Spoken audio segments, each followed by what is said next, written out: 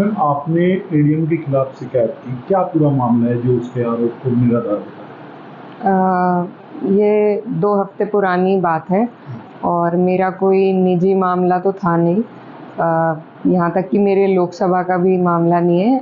सहारनपुर क्षेत्र की जनप्रतिनिधि हैं, चेयरमैन महिला, तो वो मिलने का प्रयास कर रही थी एडीएम से और उस दिन वो मुझे भी 1-2 बार उन्होंने कहा था। उस दिन इत्तेफ़ाकन ऐसा हुआ कि मैं भी आस-पास थी और उन्हें लगातार 1 बजे से 3 बजे तक लंच का बहाना करके बैठा रखा था। तो मेरी गाड़ी उन्होंने देखी और वो मेरे पास आई और थोड़ा वो इमोशनल भी थी, परेशान थी और उन्होंने मुझे कहा कि हमारी सुनवाई नहीं है। तो वहाँ पर मौके पर मौजूद नहीं थे एडीएम साहब, एडीएम एफ थे। तो उनसे हमने जब कहा, मैंने खुद 3 बार इन्हें फ़ोन लगाया, फ़ोन पर भी बात नहीं हुई। ऑफ़िस से पता चला कि लंच पे हैं। चेयरमैन साहिबा ने बताया कि 1 बजे से यही बहाना दिया हुआ है, उस वक़्त 3 साढ़े 3 बजे हुए थे। तो लंच का भी कोई निर्धारित वक़्त कुछ तो होगा कि आप लोग सब अधिकारी हैं, जनता के लिए हैं। अगर 2-2 ढाई-ढाई घंटे लंच चलेगा तो जनता के काम कैसे होंगे? ख़ैर हमने फिर एडीएम एफ ने उन्हें फ़ोन किया, उन्होंने फ़ोन उठाया। ज़ाहिर सी बात है उनके आराम में खलल हुई होगी, तो वो वापस आए अपने घर से, लेकिन एक मूड में आए और बैठे, हमारी बात हुई उनसे। तो हम कुछ चाहते नहीं थे, किसी की शिकायत भी, बस ये चाहते थे कि नगर पालिका छुटमलपुर में कुछ विवाद चल रहा था और बहुत बड़ा भी कुछ नहीं था, बस ये चाहते थे कि सामंजस्य बन जाए दोनों के बीच में। तो उसी आधार से हमने बात शुरू करी। तो उनका लगातार शुरू से ही मूड थोड़ा वैसा था। उसके बाद उन्होंने कहा कि लिखित में शिकायत दीजिए।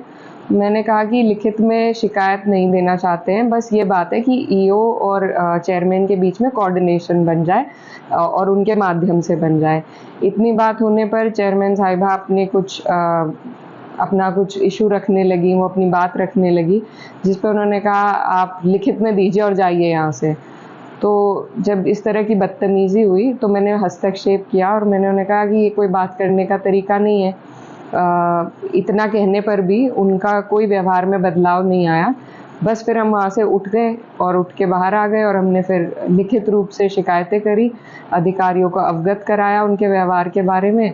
और अब कावड़ का चल रहा है मामला, इसलिए हमने कुछ इस मामले को ज़्यादा चर्चा में नहीं लाके लिखित रूप से इसका हम संज्ञान हमने सभी को दिया। अब हम वेट कर रहे हैं कि क्या कार्रवाई उन पर होती है।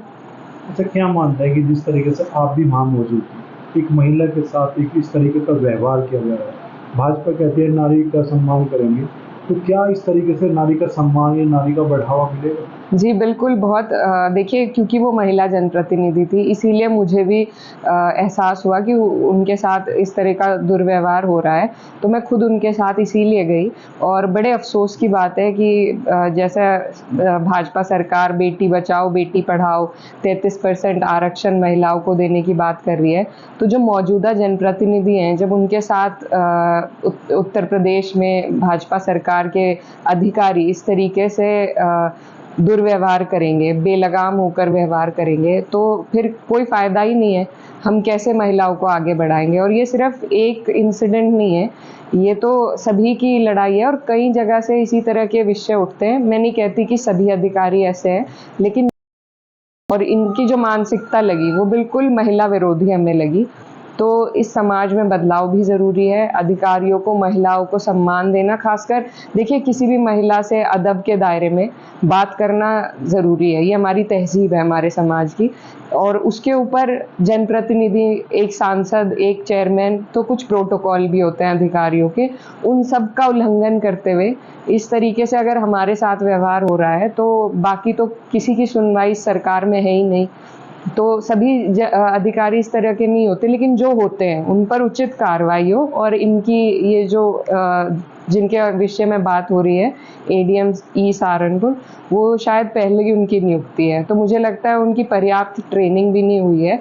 और उनको भेजना चाहिए ट्रेनिंग के लिए, ख़ास तौर पर कि उन्हें व्यवहार करना आए जनता से, जनता के जनप्रतिनिधियों से, महिलाओं से, तो ये सरकार को, ये गंभीर विषय है, सिर्फ एक जनपद से इसको नहीं हम जोड़ सकते, बड़ा विषय है सभी महिलाओं का। हमारे क्षेत्र में महिला प्रधान भी हैं, हर तरह की महिलाएं आगे बढ़ने का प्रयास कर रही हैं। मैं खुद एक महिला हूँ, तो ये खाली एक ही जनप्रतिनिधि की लड़ाई नहीं है, और हम अपना, महिलाएं अपना हक भी लेंगी, लड़कर लेना हो लड़कर लेंगे हम। इस तरीके से बदतमीजी बर्दाश्त नहीं होगी। तो जिस तरीके क्या मानते हैं कि जिस तरीके से ये चीज़ें अभी आपने बताई, एक जनपद की नहीं, अनेकों जनपदों की या अनेकों जगह से आपके सामने आई, सुनने में आया, तो क्या इस मुद्दे को आप आगे पार्लियामेंट में उठाएंगे?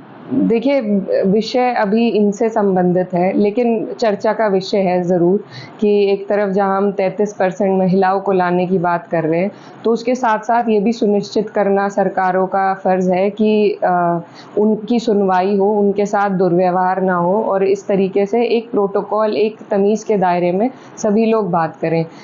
हम जब अधिकारियों से बात करते हैं, हम अपने तमीज़ के दायरे में रहते हैं।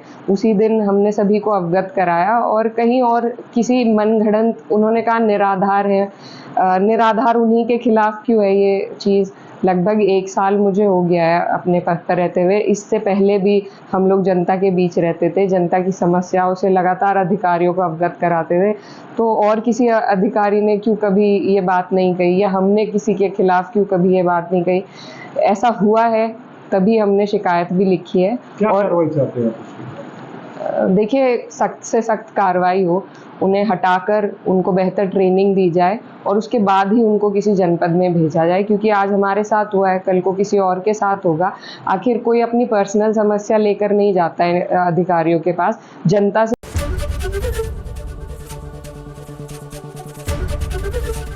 एबीपी गंगा, खबर आपकी, जुबान आपकी।